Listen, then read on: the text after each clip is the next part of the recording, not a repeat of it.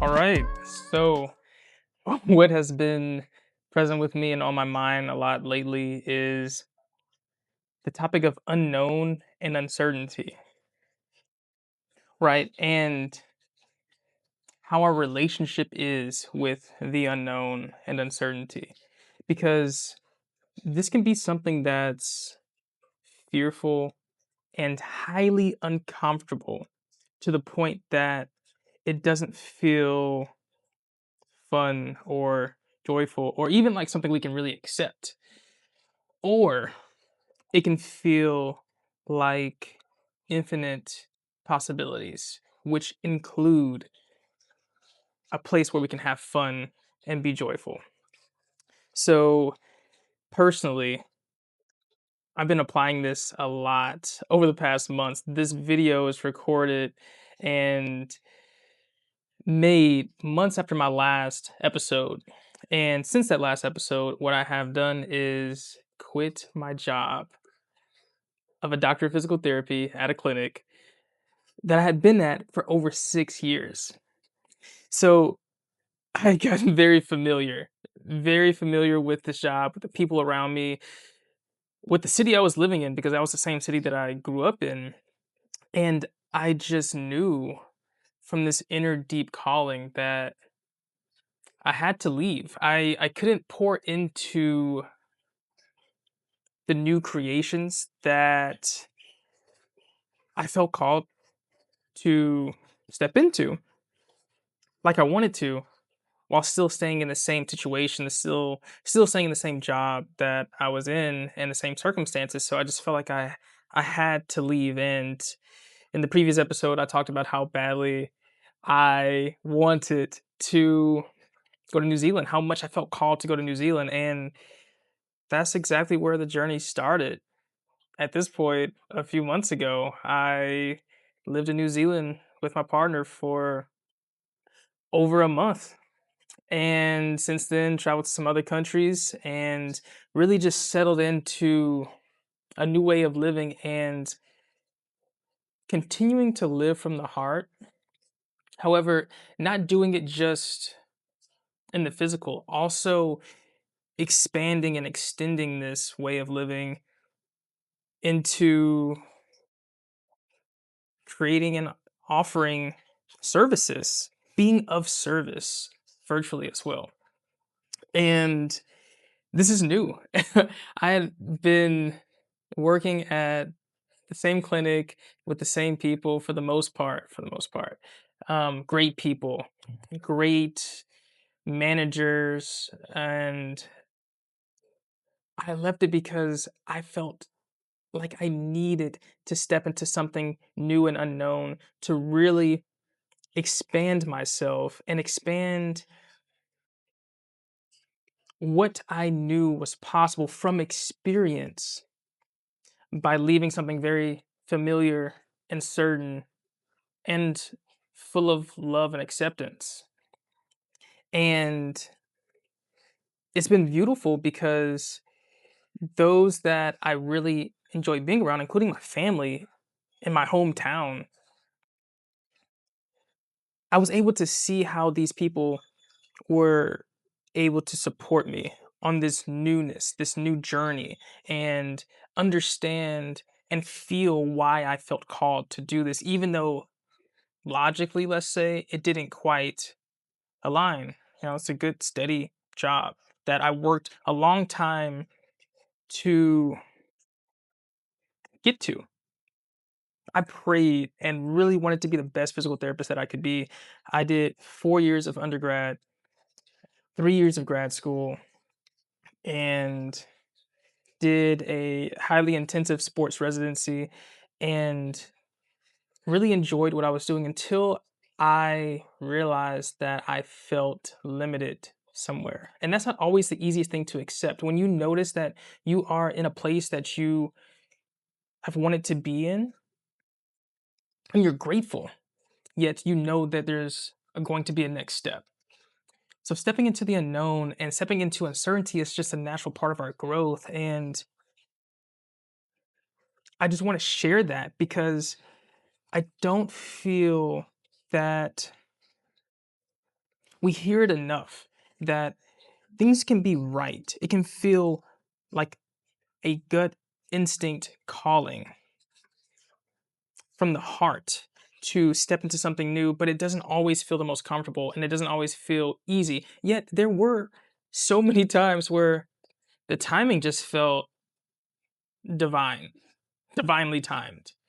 Even though I could also be present with the fact that stepping to the newness had some discomforts, especially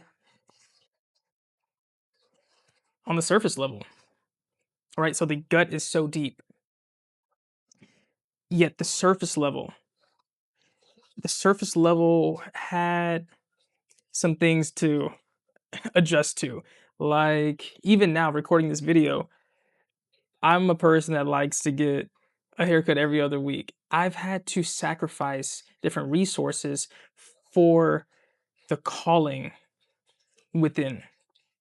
And this is just an example of how when we are called to do something and be the person that we feel called to be, our reason and our why and our intuition have to take the utmost priority. The other things that we may sacrifice on the surface, as much as we may like them, as much as I may miss having my vehicle to drive around, my bike to go places with, and also to just enjoy recreationally the familiar yoga studio that I've been at, the familiar gym that I've been at, even my friends and coworkers I just don't physically see so much. I've had to face the fact that I either follow my gut or stay where I am, feeling limited from within because I don't want to step into something new on the surface, despite my heart and my gut calling me to do something different. And this is why it's so important for us to follow our inner voice above all else. Because if we don't follow our inner voice, no matter the discomforts that we may face on the surface, if I kept staying put and limited, I would have felt sick from the inside. Because in order to be fully healthy and whole, it's an inside out process. And I have to honor the callings and the voices from within, from my heart, to be fully me, to grow as me. Otherwise, I will be overstaying my welcome. It's like staying in the cocoon or staying in the egg beyond the time to grow and hatch into something new, into this new territory. It can become highly uncomfortable. It's the same thing for us if we don't take action, take embodied action on what we feel we need to do from our deepest truth within. And so, therefore, discomfort doesn't necessarily mean a bad thing, but we have the discernment to know the difference between the calling inwards and what is required from within, so that we know that the discomfort faced on the outside is only surface level and temporary. It's like knowing our soul's calling and being able to discern the soul's calling from the ego or the surface level comforts that may not be here when we follow our soul's calling. And it can feel a little scary, especially if you don't have that external support to reinforce. But that's the thing. If you do follow the soul's calling, you don't necessarily need external support. You don't need external validation. You don't need that validation because you are validated from within. And you get the support that you need outside of us, right? Because that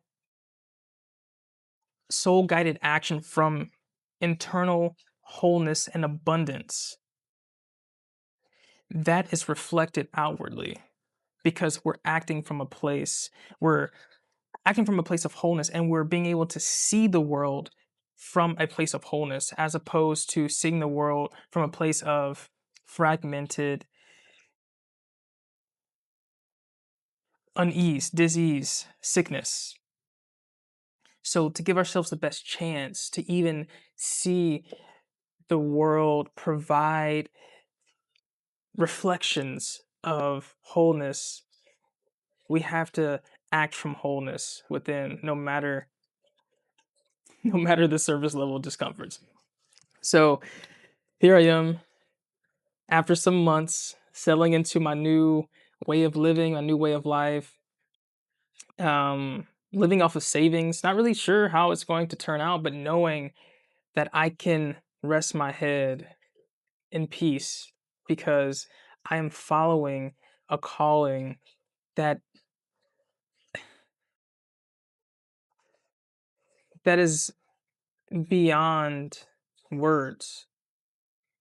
I know that I'm living from a place that I feel good about within, no matter what external situation, external critique, external happening. I know that in my heart, I'm choosing the life I want to live. And this is what's required of us. If we want to live the life that we want, we have to stick with our inner knowing, our inner voices, our gut, our heart, and let the mind follow this inner knowing and not be so much in our minds that we block what's going on in our heart and our gut. Sometimes the big key is that we just need to invert how we act, not from the head and acting from here, but allow the gut and the heart to guide so that our thoughts can be in alignment with our gut and our heart. And this is what I'm actively living. And it's not always just the easiest thing because there are challenges at times. And through the challenges and through sticking with living in trust,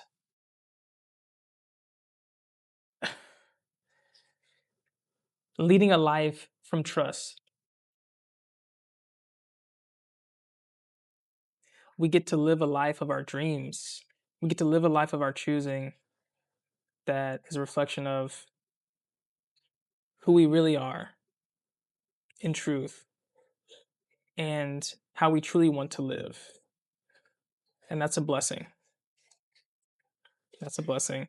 And we can support each other on this journey to living this way, to not require external validation, but to offer this external support to one another and connect from the deep, heart centered places within, and allowing this to gain momentum and see what kind of world this creates. But that's it for today. And stay tuned.